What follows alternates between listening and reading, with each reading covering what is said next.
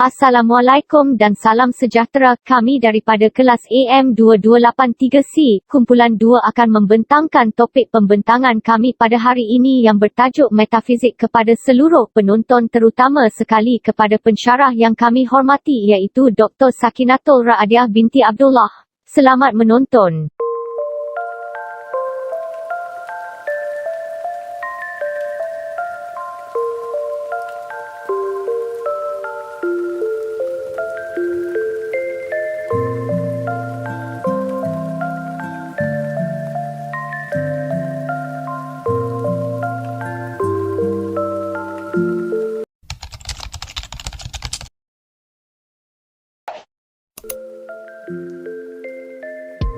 Jadi apa itu metafizik?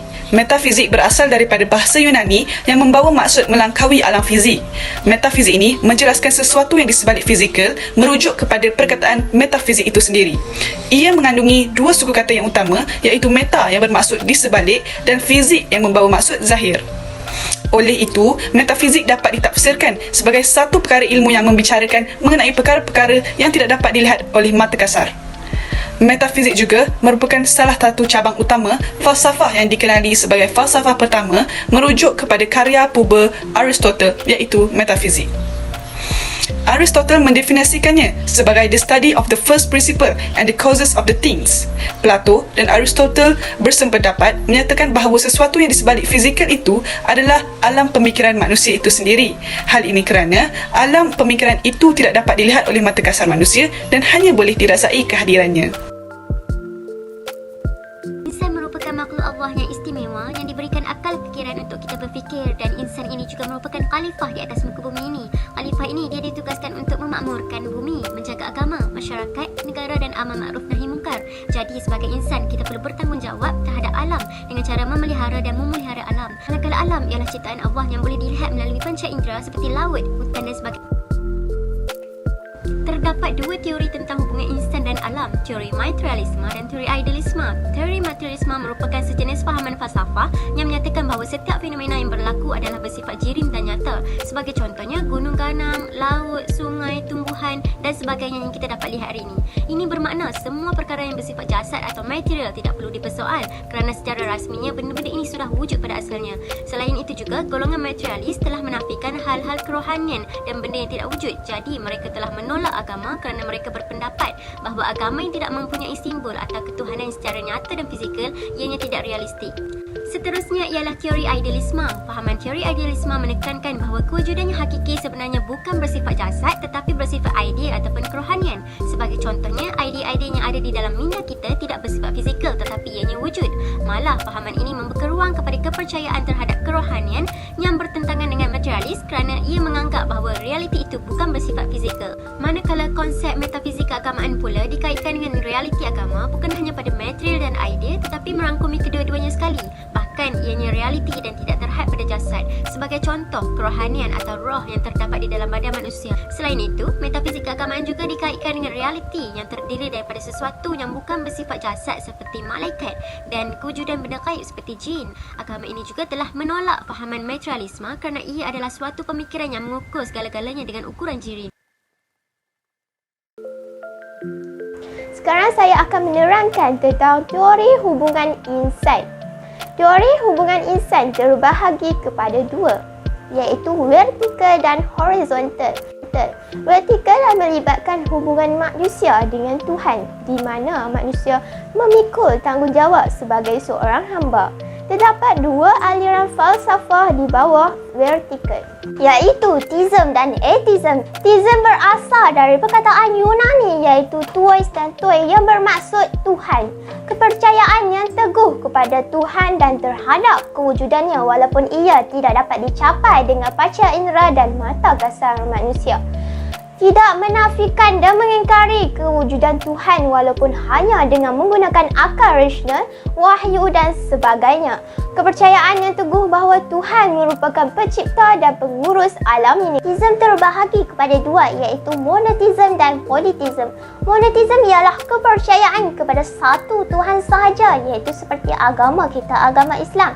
di mana kita mempercayai bahawa Allah Subhanahu Wa Taala merupakan Tuhan yang Esa, yang bermaksud Tuhan yang satu. Manakala politisme ialah kepercayaan yang melebihi satu Tuhan, iaitu seperti agama Hindu dan Buddha. Yang kedua adalah ateisme. Ateisme berasal dari perkataan Yunani iaitu atheos yang bermaksud tanpa Tuhan.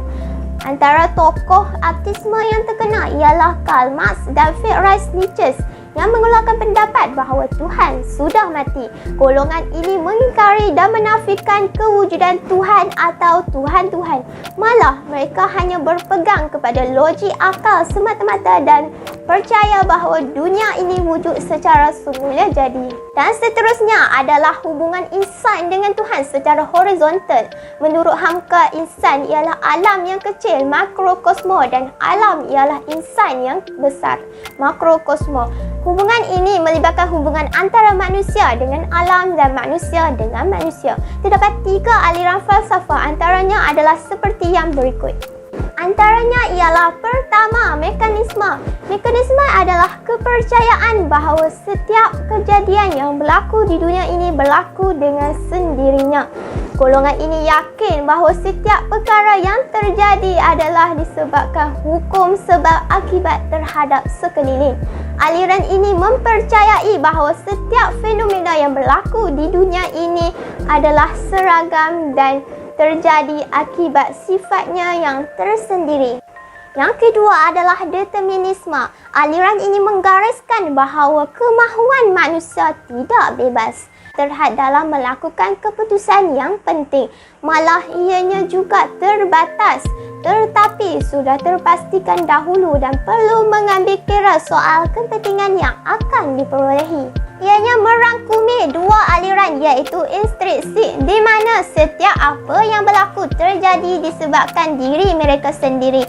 Contohnya, sikap setiap manusia bergantung kepada diri mereka sendiri sama ada cenderung kepada kebaikan atau keburukan. Yang kedua ialah ekstrinsik, di mana setiap yang berlaku adalah disebabkan faktor luaran atau faktor di luar kawalan manusia. Contohnya seperti pengaruh rakan sebaya. Yang ketiga ialah realisme, di mana pengetahuan manusia telah melebihi kebenaran, iaitu pengetahuan manusia telah diberikan keutamaan dan dianggap sebagai petunjuk yang baik dan tepat berbanding dengan kenyataan dan kebenaran yang sebenar-benarnya. Contohnya seperti kepercayaan Darwinisme, iaitu satu teori biologi yang menyatakan bahawa alam ini wujud secara tersendiri.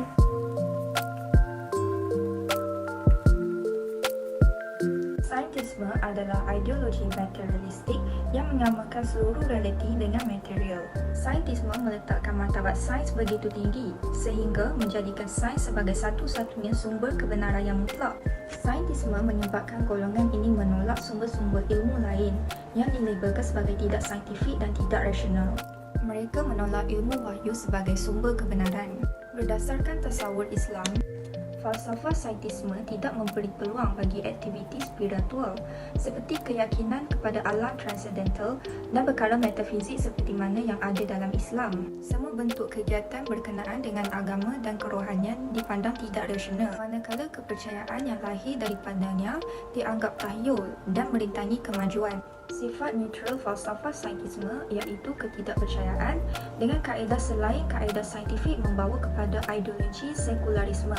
Sebagai contoh, tasawuf Islam meyakini bahawa kewujudan Allah sebagai Tuhan yang mengatur setiap yang berlaku dalam alam ini. Apabila menolak, ia adalah kufur. Gnostisme merupakan fahaman bahawa manusia tidak boleh mengetahui adanya Tuhan ataupun tidak. Perkataan agnostik itu sendiri bererti tanpa pengetahuan. Agnostisme merupakan satu bentuk ateisme yang bersifat intelek. Ateisme mengatakan Tuhan tidak wujud. Kedudukan ateisme tidak dapat dibuktikan. Agnostik berkeras berkata kewujudan Tuhan tidak dapat dibuktikan atau dibuktikan palsu dan mustahil untuk kita mengetahui sama ada Tuhan wujud ataupun tidak. Dalam hal ini, pendapat orang-orang agnostik adalah benar. Kewujudan Tuhan tidak dapat dibuktikan atau dibuktikan palsu berdasarkan pemerhatian dan uji kaji.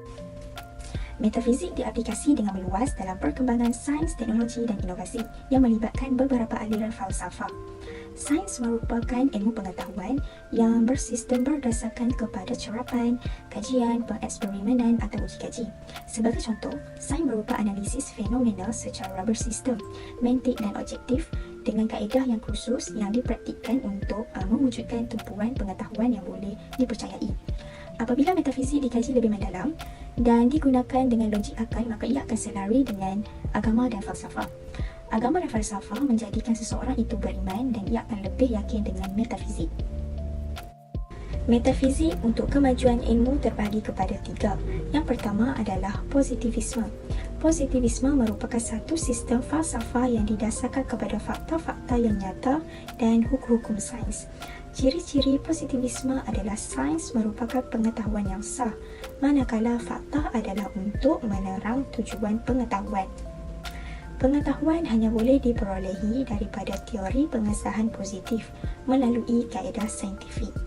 Kaedah saintifik merujuk kepada penyiasatan fakta berdasarkan bukti yang dapat dilihat dan diukur tertakluk kepada prinsip-prinsip logik. Oleh itu, sesuatu pernyataan dapat diterima jika diuji kebenarannya secara empirikal. Positivisme telah dibangunkan pada abad ke-19 oleh filosofer Francis Auguste Comte. Beliau menyatakan bahawa dunia sedang berkembang melalui 3 tahap dalam usaha untuk benar, iaitu teologi, metafizik dan positivis. Yang kedua adalah konvensionalisme. Konvensionalisme ialah sebarang doktrin yang dijangkakan benar melalui konvensyen atau persidangan linguistik mengikut kebenaran pengetahuan a priori. Hukum dan hipotesis atau postulat yang diterima bergantung pada konvensyen. Dengan mengadakan konvensyen, mereka cuba menentukan bahawa teori atau hukum sains yang baru adalah benar, walaupun dengan melalui konvensyen. Sebagai contoh, konvensyen boleh difahami dengan maksud keputusan pada kesepakatan dari banyak pihak, iaitu ahli saintis dan ahli agamawan untuk memastikan teori dan hukum sains yang dikaji adalah benar dan tepat. Seterusnya, operasisme. Ia merupakan program yang bertujuan untuk menghubungkan semua konsep saintifik kepada kaedah uji kaji. Ia juga bertujuan untuk mengeluarkan sebutan yang tidak berunsurkan operasisme daripada sains kerana sebutan begini dikatakan tidak bermakna atau remeh. Untuk mentakrifkan sesuatu konsep sains, ia mestilah dinyatakan dengan jelas bagaimana uji kaji tersebut dilakukan dan disertai dengan syarat-syarat yang berkenaan seperti bahan, proses, keadaan dan tindak balas akan dikenal pasti dan dilihat pada akhir eksperimen.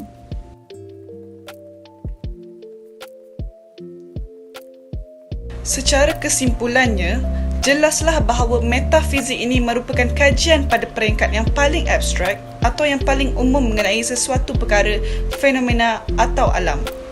Ia juga membincangkan mengenai hakikat realiti kewujudan dan dunia yang sebenarnya yang di luar alam biasa atau yang tidak kelihatan. Metafizik adalah suatu bidang ilmu yang jauh menjangkau alam fizikal atau kebendaan. Bukan itu sahaja, metafizik juga bersifat spekulatif dan memberi fokus kepada perkaitan sebab dan akibat. Oleh itu, ahli metafizik mencari kefahaman mengenai zat atau kewujudan sebagai sesuatu yang wujud. Maka dengan itu, wujudlah sistem-sistem metafizik ini yang boleh dikaitkan dengan hubungan insan dengan alam, hubungan insan dengan Tuhan dan kepentingan metafizik itu sendiri untuk kemajuan ilmu dalam perkembangan sains, teknologi dan inovasi yang melibatkan beberapa aliran falsafah. Sekian daripada kami. Assalamualaikum warahmatullahi wabarakatuh.